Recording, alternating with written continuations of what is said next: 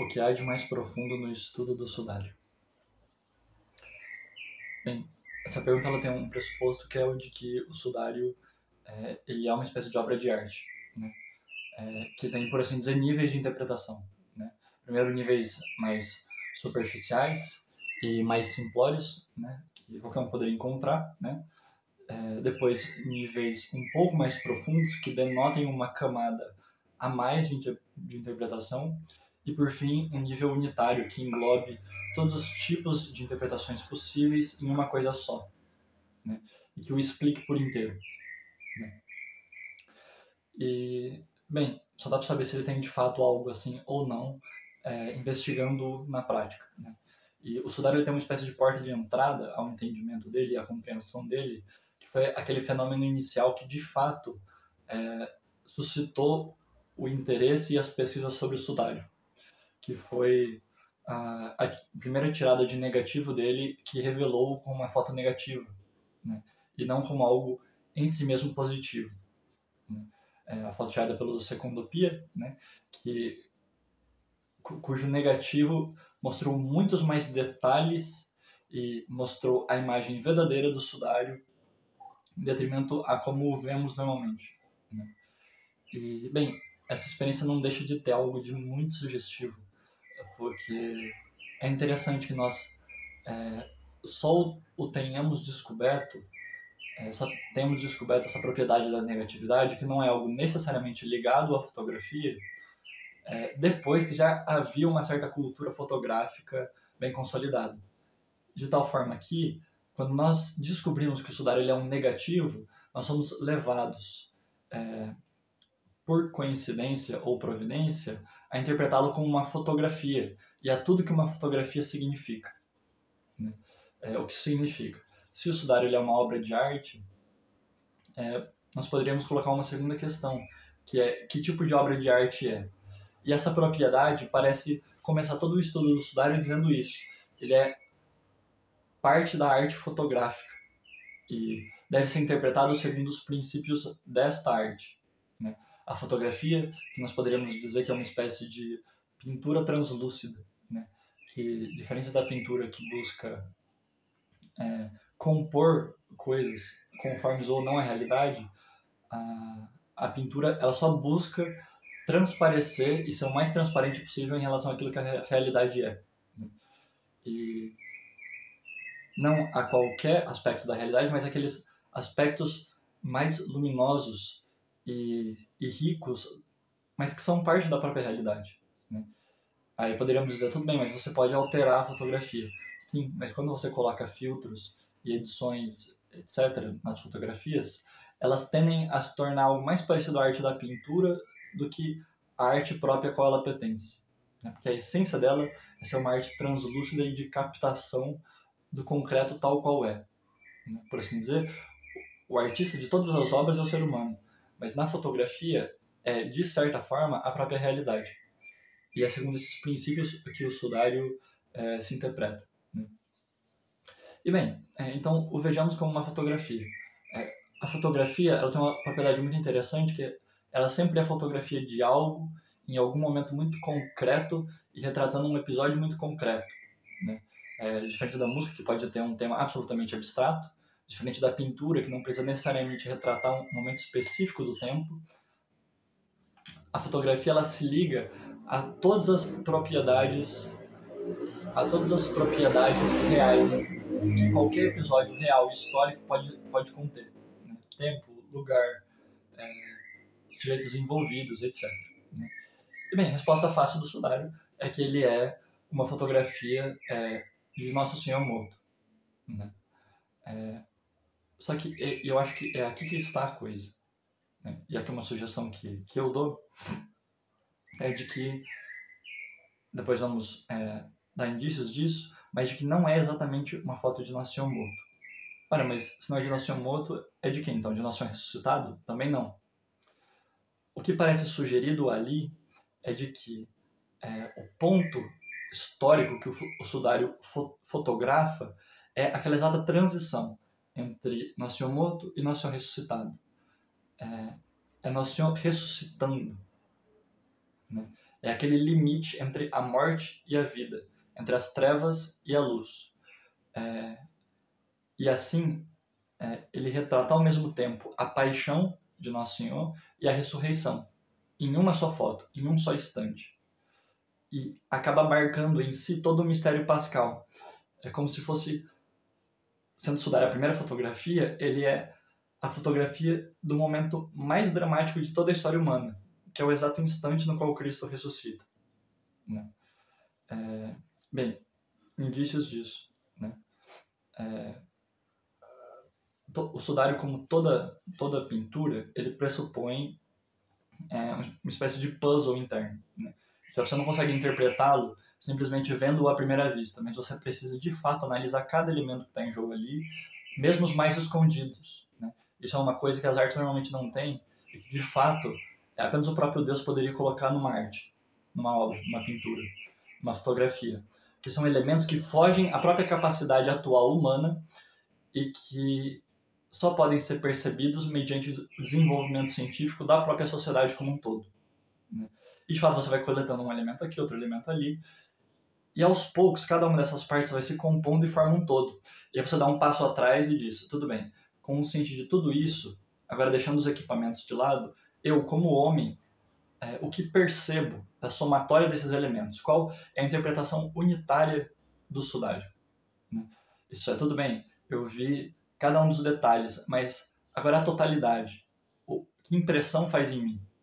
Você primeiro tem um impulso técnico de descobrir, por meio de instrumentos artificiais, o que é a coisa, e depois você dá um passo atrás e tem um impulso natural, espontâneo e humano de ver o que aquelas informações dizem para o homem. Né? E bem, realizando na prática esse movimento, nós percebemos que o sudário é uma espécie de foto da transição, principalmente por três coisas. Né?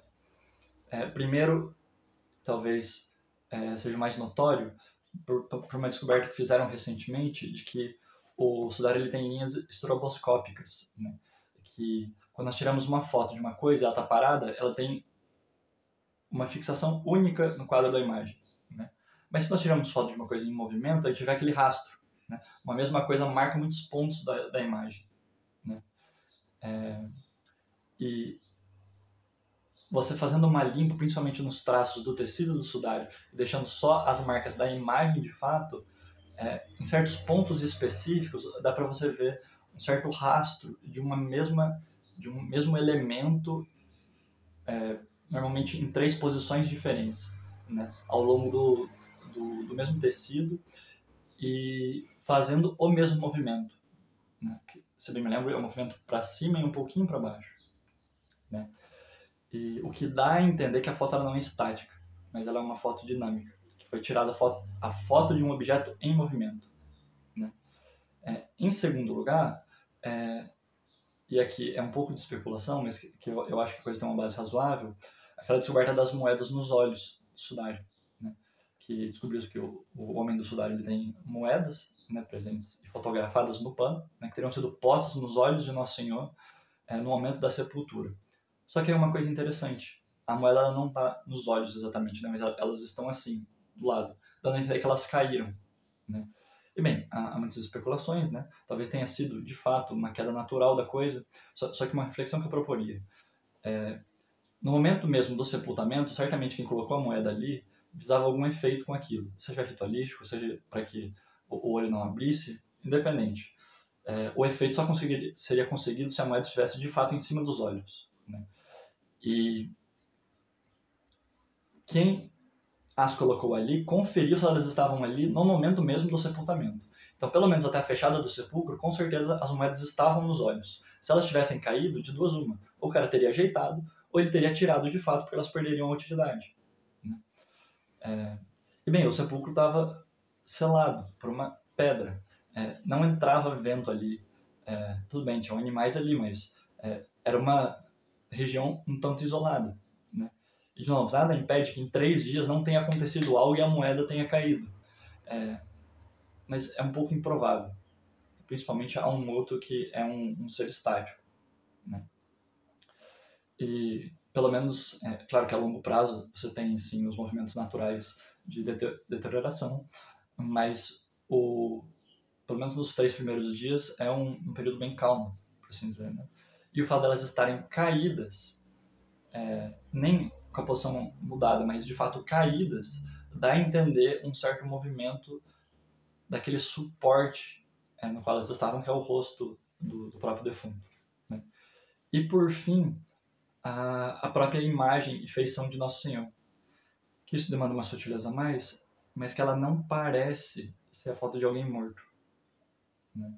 E nem a foto de alguém vivo, ou desperto. Ela parece ser um meio termo entre a morte e a vida. Isso é a de um sono, a de alguém que dorme, né?